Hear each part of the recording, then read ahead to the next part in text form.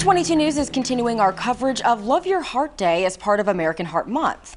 So joining us now is Dr. James Arcolio of Cooley Dickinson Medical Group. He's a board-certified cardiologist who's here to answer your questions about heart health. And we thank you for being here. Thank you for having me back again. So let's begin with a question related to the pandemic. People who have heart disease are more at risk of severe COVID. Explain to us why that is. Yeah, so really the complications that happen from COVID, including the increased death rate, is not just from pre-existing heart disease, it's from any pre-existing medical condition, which is why if you look at the people that do poorly with COVID infection, they list the obese people, the people with kidney disease, severe pulmonary disease, like COPD and heart disease. So it's really a lot of comorbid factors thrown in there that they're not able to handle the inflammatory response as well as patients that don't have those disorders when they get COVID. All right, Dr. Arcolio, I want to move now to the issue of smoking. The number of people who smoke has gone down in recent decades, but millions of Americans still do smoke. So why is cigarette smoking so bad for your heart health? And does it benefit your heart health to quit right now, even if you've been smoking for many years? Yeah, that's a great question. If you look at the likelihood that you will get lung cancer when you smoke, if you stop smoking, your risk really plummets after 5 years of being smoke-free. And the earlier anybody can quit smoking, the better.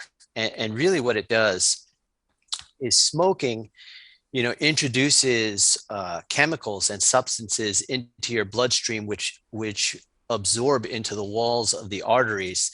And it really generates the right conditions for developing plaque. And that's really how it causes coronary disease or blood vessel disease. Then, there's a different issue when it comes to the lungs and lung cancer.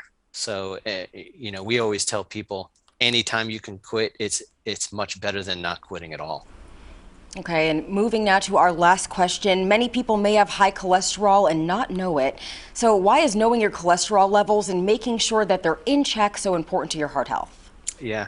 So the most potent predictor of getting blockages in your heart arteries is really having high cholesterol. And it's not just having a high total cholesterol, it's really the subfraction of the low density lipoprotein cholesterol.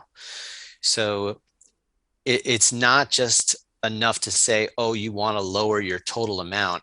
Really what you want to do is get your profile, go through the different parts of the total cholesterol with the doctor. And, then they can determine, if you need a medication, if you need lifestyle changes. For example, if you have a high total cholesterol, but a lot of it is the good, healthy HDL cholesterol, you may not need a cholesterol lowering medication. But if you have a very low HDL or beneficial cholesterol, and you have a very high bad cholesterol being the LDL, then you may need some big changes, including diet, exercise, and some medications. Okay, Dr. Arcolio, we thank you again for your insight and being with us. Thank you.